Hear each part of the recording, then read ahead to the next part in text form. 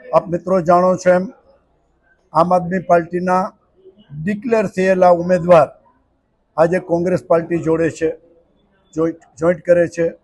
ભાજપના મિત્રો પણ કોંગ્રેસ પાર્ટી જોઈન્ટ કરે છે.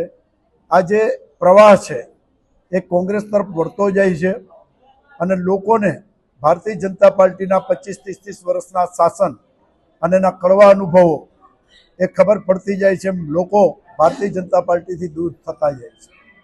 કોંગ્રેસ એની વિચારધારા થકી મજબૂત છે.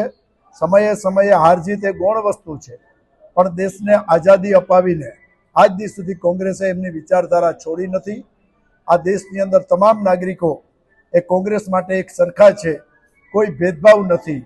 વ્યક્તિ હંમેશા એના કામ થકી ઉજળો હોય છે, કોઈ જ્ઞાતિ થકી નહીં. એમ કોંગ્રેસ એની વિચારધારા લઈને આગળ વધશે અને આગળ જનતાની અદાલતમાં જશે. છેલ્લો ફેસલો તો જનતા કરશે. જોડાયું મારા સાથે 200 થી 2800 કાર્યકરો જોડાયા. હું આમ આદમી પાર્ટીની અંદરમાં ઉપપ્રમુખનો હોદ્દો ધરાવતો હતો. આમ આદમી પાર્ટીએ મને ટિકિટ પણ ફાળવેલી હતી. એના પરથી હું આમ આદમી પાર્ટીનો એ આભાર માનું છું કે મને ટિકિટ ફાળવી હતી. પણ મારા વિસ્તારની અંદરમાં લોકોની એ ઈચ્છા હતી કે હું કોંગ્રેસમાં લડું, ને મારી એ વર્ષોથી એ ઈચ્છા હતી કે મને કોંગ્રેસ એક વખત ટિકિટ આપે. એટલે હું અત્યારે આમ આદમી છોડી અને કોંગ્રેસમાં જોડાયો છું.